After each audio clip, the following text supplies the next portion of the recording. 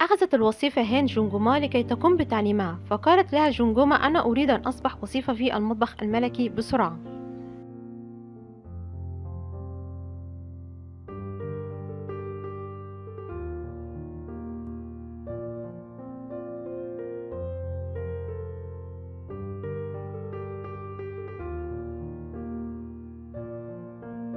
فنظرت إليها الوصيفة هان وقالت لها: أحضري لي الماء.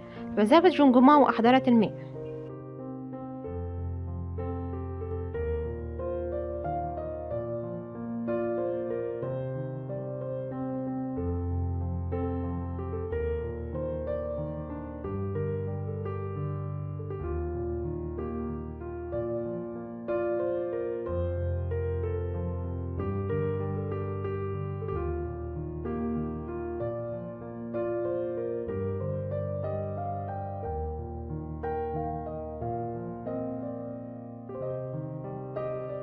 فقالت لها: احضريه مرة أخرى.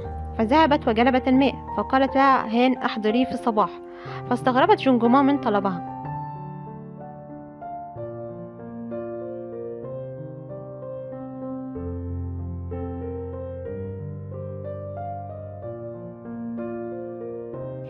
جلست جمجمة في المطبخ تفكر لماذا لا تشرب الوصيفة هان الماء الذي تحضره. فجاءت إليها الفتاة وقالت: هيا لكي نقوم بالتنظيف في المطبخ الملكي.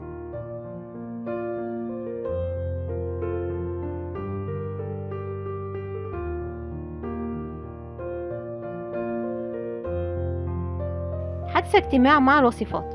وقالت الوصيفة الأولى للمطبخ الملكي: يجب عليكن الحذر من العاصفة الرملية التي قد تؤدي إلى إتلاف مكونات الطعام في المطبخ الملكي.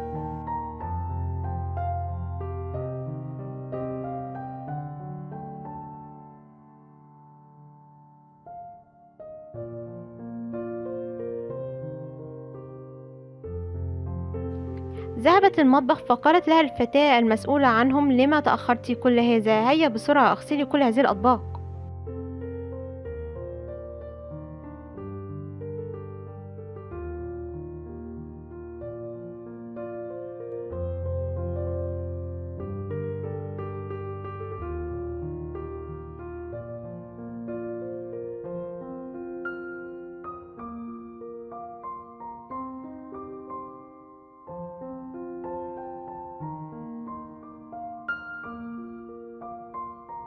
استمرت جمجمة تغسل الأطباق وحدها بالرغم من وجود العاصفة الرملية.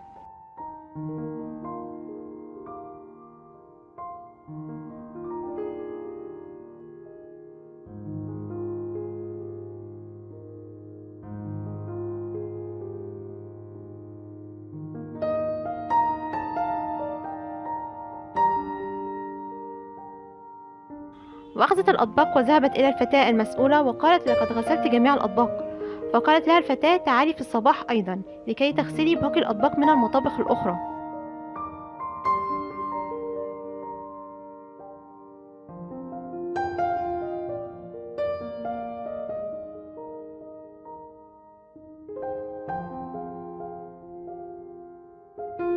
واستمرت جمجمة في غسيل الأطباق لوحدها حتى أثناء هطول المطر.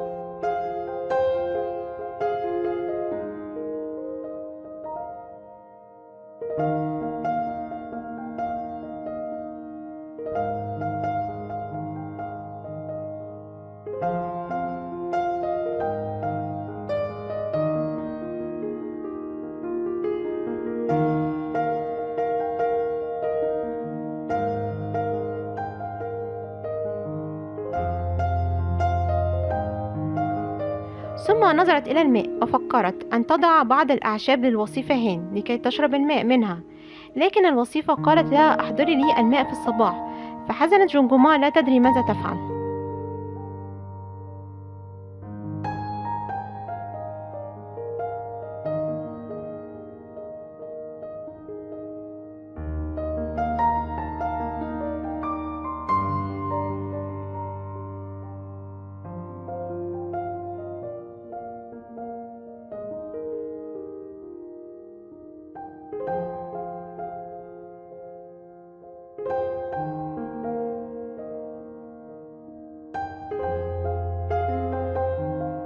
ثم في الصباح ذهبت لكي تغسل الأطباق. فذهبت الوصيفة هان وراءها لكي تعرف إلى أين تذهب كل يوم في الصباح مبكرا.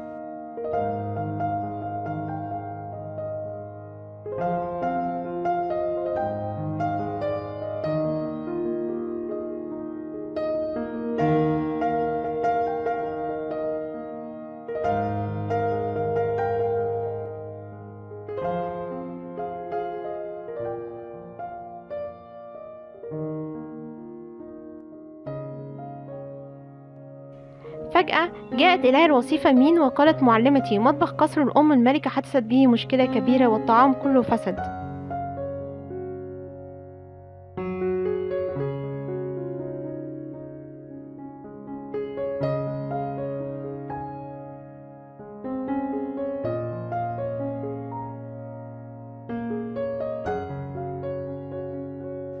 كانت الوصيفة الأولى وتشوي هناك، والطعام كله رائحته غريبة وطعمه أيضا.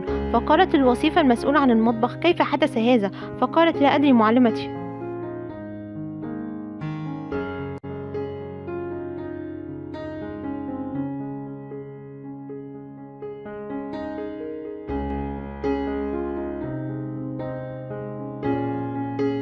فقالت لها الوصيفة الأولى: أكيد يوجد خطأ في المكونات. فقالت واحدة من وصيفات: معلمتي، لقد حصلت على أجود أنواع المكونات وأعتقد أنها ليست السبب في فساد الطعام.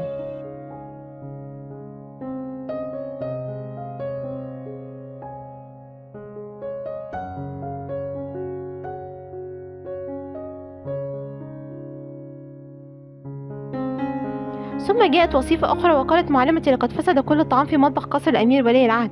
فقالت هان: يجب علينا تفقد الطعام بسرعة في مطبخ صاحب السمو بسرعة.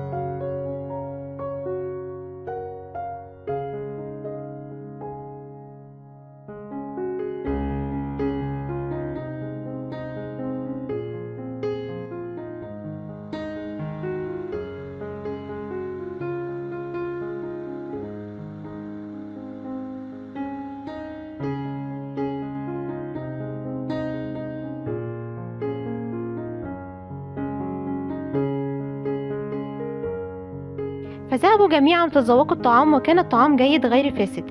وفجأة سمعوا صوت من الخارج فذهبوا لكي يروا ماذا يحدث.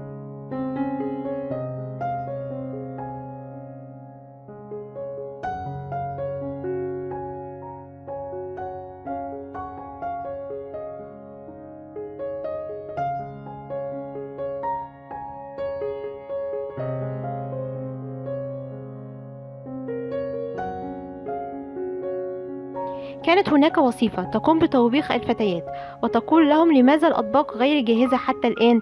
ماذا سنفعل؟ فقالت الفتاة المسؤولة: لقد طلبت من جونجوما أن تغسل جميع الأطباق منذ الصباح. وسمعت الوصيفة هان بهذا وذهبوا إلى مكان جونجوما.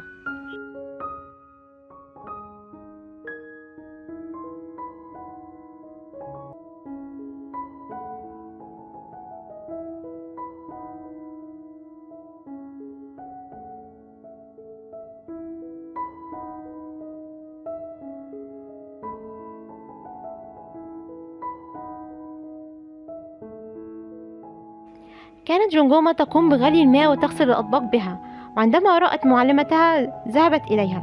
فقالت لها الوصيفة هان: ماذا تفعلين هنا؟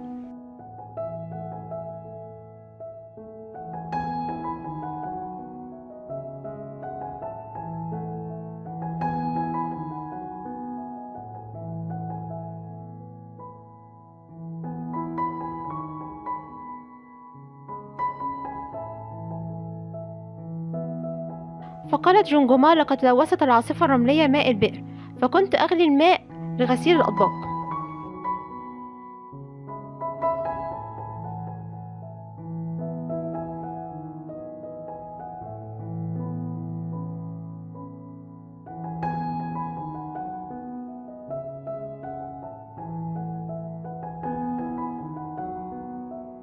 قالت لها هان: هل طلب منك أحد هذا؟ قالت: لا، كانت أمي تقوم بغلي الماء الملوث بسبب العواصف الترابية وتغسل بها الأطباق حتى لا نصاب بالأمراض. فاندهشت هان ووصيفة شوي لذكائها.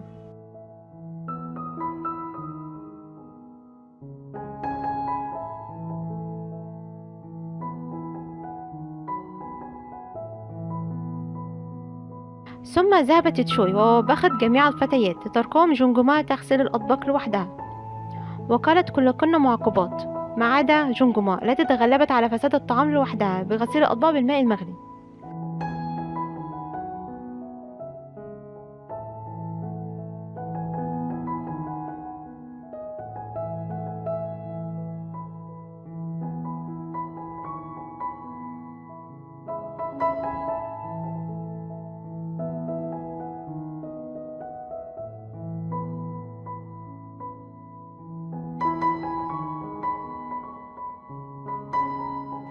فقالت الفتاة المسؤولة: أنا آسفة معلمتي. فقالت لها تشوي: هيا فلتغسلوا الأطباق كلها كما فعلت جمجمة. ونظرت إليها وقالت في داخلها: هذه الفتاة ذكية وماهرة جدا.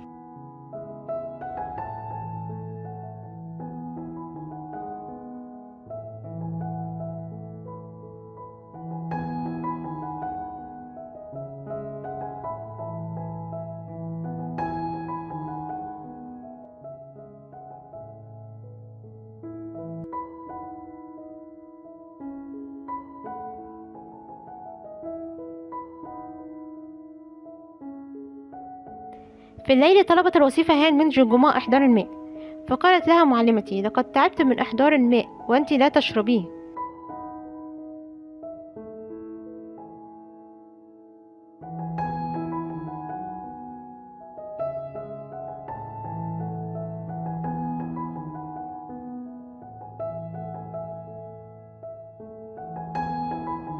فقالت لها: هل لماذا كانت أمك تغلي الماء؟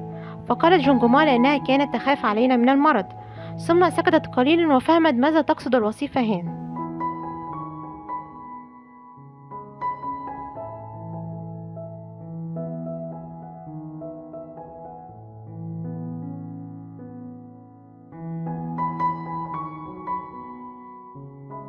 فقالت لها: هل بطنك يوجعك؟ فقالت هان: لا. فقالت جمجمة: هل حلقك يؤلمك؟ فقالت هان: نعم، من وقت لآخر. فضحكت جمجمة وذهبت بسرعة لإحضار الماء.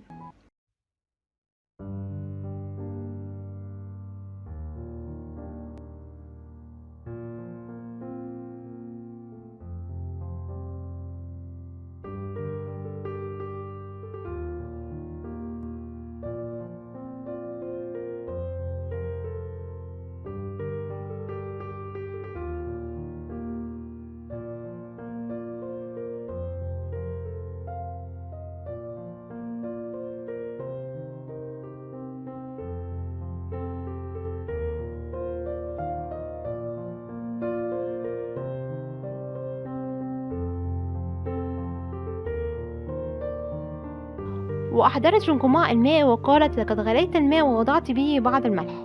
فشربته هان وقالت لها: قد أحسنت.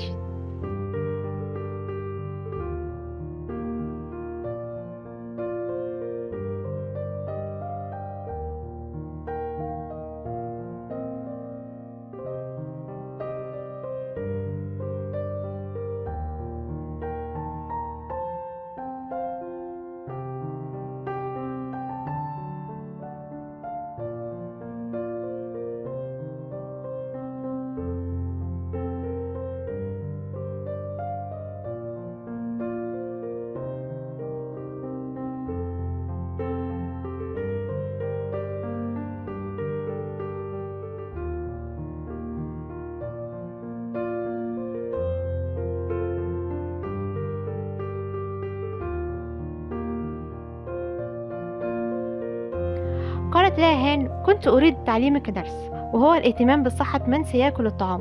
ولن تكوني وصيفة جيدة إذا كنت ضعيفة.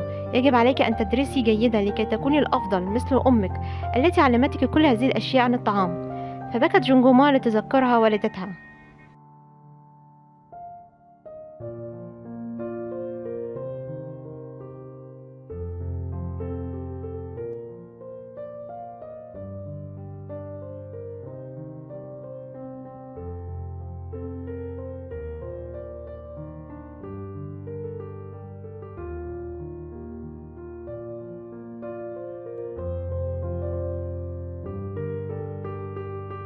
لكن هل لم تكن تعرف أن والدتها هي صديقتها المقربة مايونجي؟